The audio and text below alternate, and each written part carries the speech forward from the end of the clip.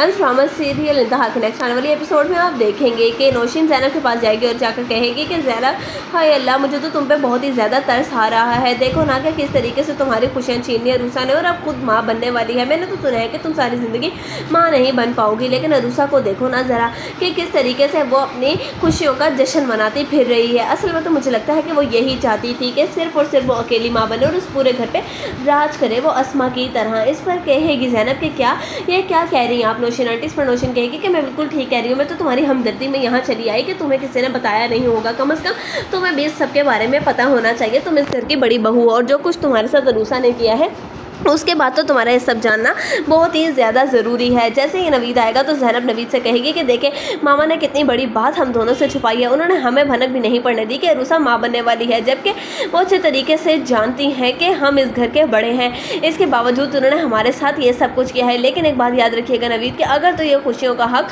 हमसे महरूम रहा है तो मैं असद और अरूसा को भी ये तमाम तर खुशियाँ देखना नहीं दूँगी। ये तमाम तर बातें खड़ी बाहर नौशीन सुन रही होगी और वो बहुत ही ज़्यादा खुश होगी और सोचेगी कि चलो अच्छी बात है, चिंगारी तो लग गई, अब बस आग लगना बाकी है। देखते हैं कि किस तरीके से इस घर के नींवें मजबूत होती हैं। और अस्मा का तो बस मैंने अब हाल देखना है। दूसरी तरफ आप देखेंगे कि अहमद कहेगा सजल से कि इतना बड़ा इल्ज़ाम आपने तमाम घर वालों के सामने मेरे पे लगा दिया, आपको शर्म नहीं आई? आखिर मैं आपका भाई हूँ, लेकिन आपने ये भी नहीं सोचा और मुझे ही चोर करार दे दिया। इस पर सजल कहेगी कि हाँ, तो तुम्हें ही हैवी बाइक लेने की पड़ी हुई थी, इसीलिए बस मैंने सोचा कि शायद वो पैसे तुमने चुराए हैं, क्योंकि तुम्हें तो वैसे भी मेरे पे एतबार नहीं ना, मैं बिज़नेस अच्छे तरीके से रन कर सकती हूँ। मैंने तुम्हारी और मामा की तमाम तर बातें सुन ली थी।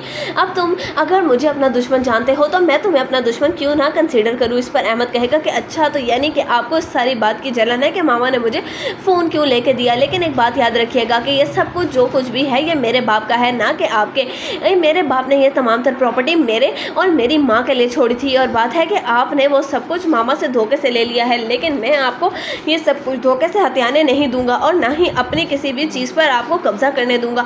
और जो फ़ोन मैंने लिया है वो मैंने अपने बाप के पैसों से लिया है, ना कि आपके